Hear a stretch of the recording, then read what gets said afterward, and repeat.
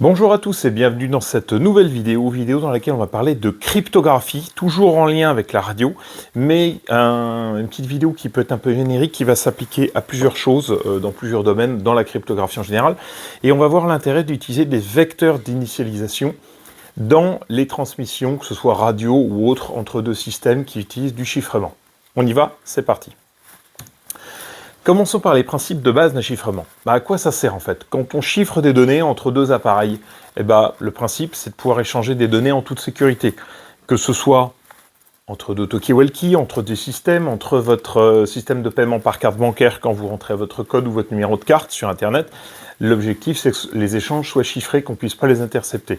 Et c'est également le principe d'un chiffrement, c'est d'éviter que le contenu du message puisse être décodé en cas d'interception. Si vous prenez le cas d'un talkie-walkie, par exemple, blablabla, vous êtes en train de parler avec un confrère sur votre réseau PMR, et puis vous avez un attaquant qui se trouve avec un scanner entre les deux, il va intercepter le signal radio. L'objectif, c'est grâce au chiffrement, il ne puisse pas vous décoder. Voilà, ça c'est le principe de base, je pense qu'on sera tous d'accord. Alors comment ça marche ? Je ne vais pas rentrer dans cette vidéo dans quelque chose d'exhaustif, je vais faire quelque chose d'assez générique et d'assez simple. L'objectif c'est que les profanes puissent comprendre à quoi servent les vecteurs d'initialisation, quel est leur intérêt. Donc on ne va pas passer en vue tous les systèmes de chiffrement, mais les principaux. Donc là je me base sur toujours le principe d'un chiffrement, mais d'un chiffrement symétrique. C'est quoi un chiffrement symétrique? Ça veut dire que chacun a la même clé secrète qui est partagée. Il y a des chiffrements asymétriques avec des principes de clé publique, clé privée. On ne va pas rentrer dans le détail là-dedans. Là, on va se concentrer sur les chiffrements symétriques parce que c'est également ceux qui sont utilisés dans les systèmes radio. Et cette chaîne traitant beaucoup de sujets autour de la radio, autour de la PMR, autour de tout ce qui est transmission sans fil, on va se concentrer sur ces chiffrements symétriques. Comment ça marche? Un chiffrement de base, sans vecteur d'initialisation. Très simplement, vous avez une clé secrète qui est partagée par tout le monde, ou tous ceux qui ont besoin de décoder les messages, et vous avez un algorithme de chiffrement. Il peut être quelconque, ça peut être un algorithme propriétaire, ça peut être un LFSR, Linear Feedback Shift Register, pour ceux qui ont suivi les vidéos, ça peut être du RC4, ça peut être de l'AES, ça peut être du DES, ça peut être n'importe quel algorithme de son choix. Cet algorithme, quand vous rentrez la clé secrète dedans, qu'est-ce qui va se passer? En sortie de cet algorithme, il va vous sortir ce qu'on appelle un keystream. Alors, je ne trouve pas d'équivalent français. Pour moi, c'est un flux d'encodage de données. Ça, c'est quoi? C'est un buffer, c'est un flux qui contient des octets ou des bits. Ça ne dépend comment on le lit, comment on le voit. Et comment ça va fonctionner? Très simplement, on va utiliser ce keystream, la valeur de ce keystream, et on va le mixer avec les données qu'on a en clair ici. Donc, via un ou exclusif, là, le XOR, ça veut dire ou exclusif, ou exclusive OR en anglais. Qu'est-ce qu'on fait? On vient tout simplement mélanger bit à bit ou octet par octet les données entre le keystream et ce qu'on veut coder, et on obtient en sortie l'algorithme des données chiffrées, tout simplement. Donc ça, c'est vraiment le principe de base. Quand on veut coder des données avec un algorithme de chiffrement qui est fixe, on utilise ça. Voilà, c'est vraiment quelque chose d'hyper simple, d'hyper basique, et qui marche très bien. Donc là, on a vu la partie chiffrement. Maintenant, on voit la partie déchiffrement. Qu'est-ce qu'on voit en fait? Qu'est-ce qui change? Tout simplement, vous inversez les données en clair et les données chiffrées. Vous voyez, quand vous chiffrez des données, vous faites les données en clair ou exclusif avec le keystream, et vous obtenez le chiffré. Et quand vous recevez les données chiffrées, vous faites les données chiffrées ou exclusif à nouveau avec le keystream, et vous obtenez les données en clair. Tout simplement. Ça marche dans les deux sens. C'est la magie du ou exclusif, c'est que on peut chiffrer les données en utilisant le ou exclusif une première fois. Si on réapplique ce ou exclusif avec la même valeur une seconde fois, on réobtient les mêmes données. Tout simplement. Alors là, qu'est-ce qu'on voit? Je vais vous donner un exemple maintenant. On voit que le keystream qu'on va générer, ici, il va être toujours le même. Je vais vous prendre un exemple chiffré qui existe vraiment, qui existe dans ce genre de poste. Ce genre de poste, donc c'est Motorola. Il propose 3 types de chiffrement, des chiffrements basiques et des chiffrements plus évolués. Le chiffrement basique, c'est le tout premier niveau de chiffrement. Ça utilise un algorithme qui est propriétaire et il a la particularité d'être un algorithme de bas niveau et surtout un algorithme fixe. Il n'utilise pas de vecteur d'initialisation. Donc qu'est-ce qui se passe quand on rentre une clé secrète, par exemple la clé secrète numéro 1, dans l'algorithme, ici, et qu'on veut encoder de la voix avec?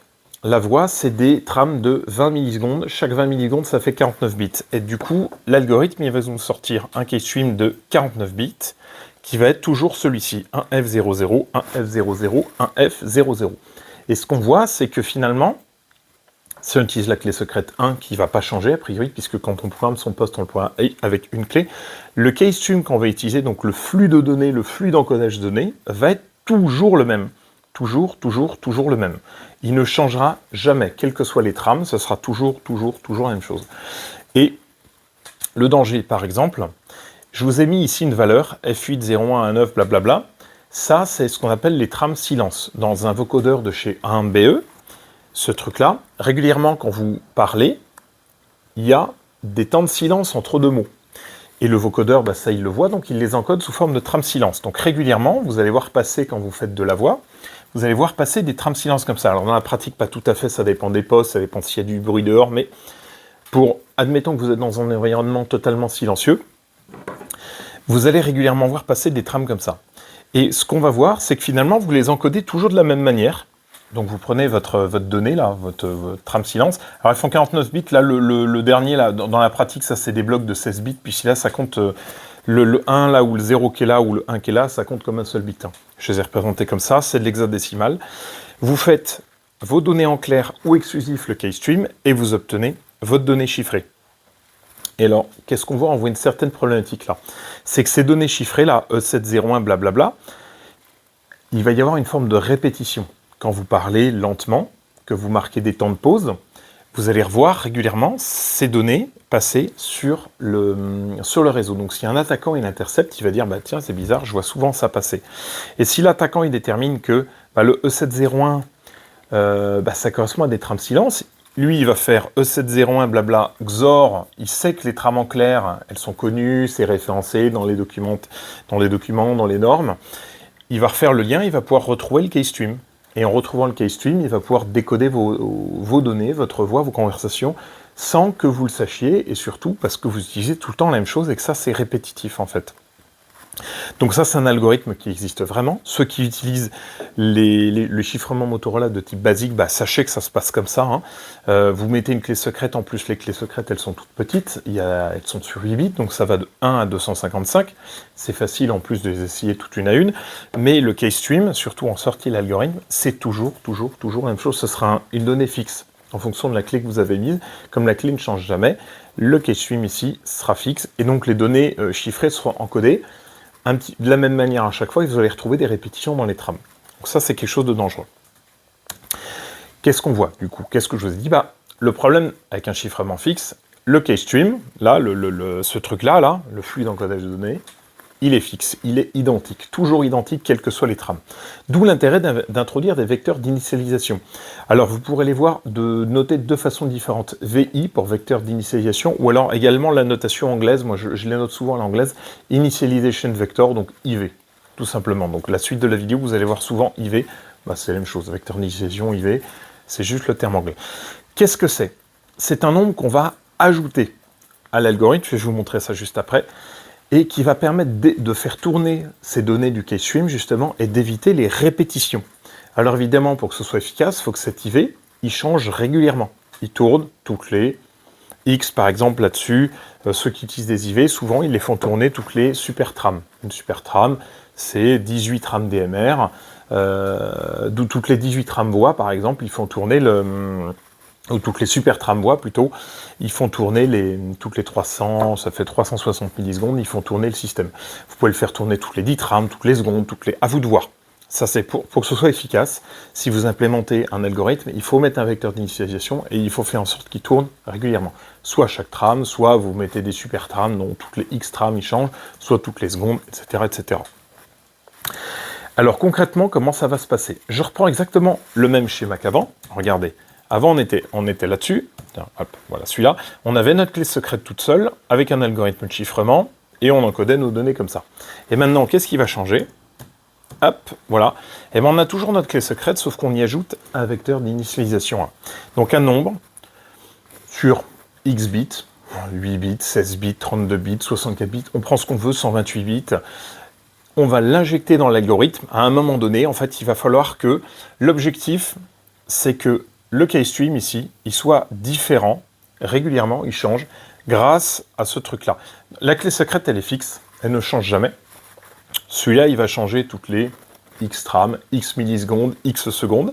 Et donc le keystream, chaque fois que lui va changer, eh ben, il va changer. Je vous remonte le même exemple que tout à l'heure. Oui, j'ai oublié, la partie déchiffrement des données, bah, ça marche exactement de la même manière. Hein. Il faut à noter qu'il faut utiliser le même vecteur d'initialisation.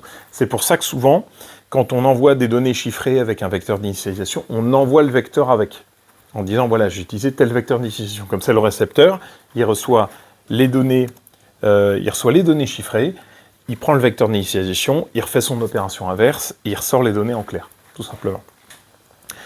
Je vous montre un exemple ici, qui est complètement bidon. J'ai repris exactement le même algorithme, Motorola Basic Privacy. Dans la pratique, c'est un algorithme fixe, hein. Il n'est pas du tout fait pour intégrer des vecteurs d'initialisation, donc j'ai vraiment modifié cette vidéo, totalement bidon, mais pour bien comprendre le principe. On repart sur la clé secrète numéro 1, ici, et là, j'ai ajouté un IV de 16 bits, par exemple 2 octets, 0x, 1, 2, 3, 4, noté du coup en hexadécimal. Qu'est-ce qu'on voit? On voit qu'avant, on avait un algorithme, je vous remonte juste l'ancien. On avait la clé secrète numéro 1, on avait un keystream de 49 bits, 1 F00, 1 F00, 1 F00. Là, je me suis dit, l'IV qu'on avait qui vaut 0x, 1, 2, 3, 4, et ben en fait, je vais faire un XOR de ça. Chaque bloc de 16 bits, je vais faire un XOR avec. Et quand on XOR 1 F00 avec 1, 2, 3, 4, on obtient ceci. 0D34, 0D34, 0D34, 0. Et ce qu'on voit, c'est que les données en clair, là ici, notre fameuse trame silence, qu'on va retrouver régulièrement lors d'une transmission radio quand on est en numérique, elle est encodée différemment. Je vous remontre, hop, l'ancienne slide. On avait E701B69F, par exemple, et là, on va avoir F535 A4AB, etc., etc. Tout ça grâce à l'ajout d'un vecteur d'initialisation. Ensuite, on va changer le vecteur d'initialisation. Au lieu de mettre 1, 2, 3, 4, on va mettre 5, 6, 7, 8. Et bien, qu'est-ce qu'on va voir? On va voir que les données ici, le keystream, il va changer. 0D34, 0D34. Maintenant, il vaut 4978, 4978. Et les données en sortie, au lieu d'avoir F535 A4AB, on a B179 07. Donc, ce qu'on voit, c'est qu'on a encodé les mêmes données avec le même algorithme, sauf qu'on y a ajouté de la complexité en plus pour faire en sorte que les données chiffrées en sortie soient différentes. Ce qui fait que si un attaquant y voit, et il chope toutes les données comme ça, il va voir passer les IV, il va voir passer les données, il ne va pas trouver, il n'y aura pas de lien, en fait. Ce sera beaucoup plus compliqué à décoder. Voilà l'intérêt d'ajouter des vecteurs d'initialisation. Donc les vecteurs d'initialisation, on les trouve dans les transmissions radio, ceux qui utilisent des Motorola, par exemple, ou des postes compatibles DMRA, dans tout ce qui est chiffrement utilisant du RC4. Le RC4, il y a des vecteurs d'initialisation. Le AES, Itera, dans sa version propriétaire, on utilise également. Donc ça, c'est important, voilà, d'utiliser, si vous voulez être bien protégé, si vous voulez un bon échange bien sécurisé, c'est important d'utiliser des algorithmes avec des IV. Voilà, j'espère que la démonstration vous a plu, c'était assez simple, j'ai pris des données, encore une fois, des vraies données, hein. Simplement, là, j'ai juste utilisé un algo bidon, hein, dans la pratique, je vous ai dit, ça c'est un algorithme qui est fixe, mais pour bien comprendre l'intérêt d'ajouter des IV, les IV, vous pouvez les ajouter où vous voulez, hein, vous pouvez faire un XOR avant, vous pouvez le concaténer avec la clé, vous pouvez faire un XOR après, vous pouvez faire, voilà, il y a plein de choses, il y a plein de façons possibles de mixer les données. L'objectif, c'est qu'un attaquant, si jamais il chope des trames chiffrées, s'il voit des répétitions, il va essayer de comprendre pourquoi il y a ces répétitions, et surtout, ça peut lui permettre de remonter à la clé. Ça peut lui permettre de remonter au keystream, donc aux données, et de vous décoder même sans avoir forcément l'algorithme. D'où l'intérêt, du coup, de faire tourner tout ça. J'en arrive à la conclusion. L'usage des vecteurs d'initialisation renforce la sécurité en complexifiant l'analyse des données interceptées, donc ça ajoute un petit peu de sécurité. Les experts en crypto vous diront pas forcément, mais ça complexifie quand même le travail d'un attaquant. Si jamais vous avez des données répétitives en clair avec un keystream identique, ça va lui faciliter le boulot. Là, si vous avez des vecteurs d'initialisation, ce sera plus compliqué. Et moi, ce que je vous recommande, si vous utilisez des réseaux, que ce soit des réseaux radio, que ce soit des échanges de données, la plupart des algorithmes utilisent ces vecteurs, mais pas tous. Mais si jamais vous avez besoin d'échanger ça, d'échanger des données chiffrées, je vais vous recommander deux choses dans vos échanges. Privilégiez les chiffrements, 1, de haut niveau, et 2, utilisant des vecteurs d'initialisation qui tournent régulièrement. Voilà. Évitez les chiffrements fixes, donc les chiffrements sans vecteur d'initialisation, qui eux sont beaucoup moins sécurisés. Pardon. Voilà, j'en ai présent fini avec cette vidéo, j'espère qu'elle vous a plu. Voilà, c'était une... je regarde, on est à 15 minutes de vidéo, je ne vais pas traîner plus longtemps.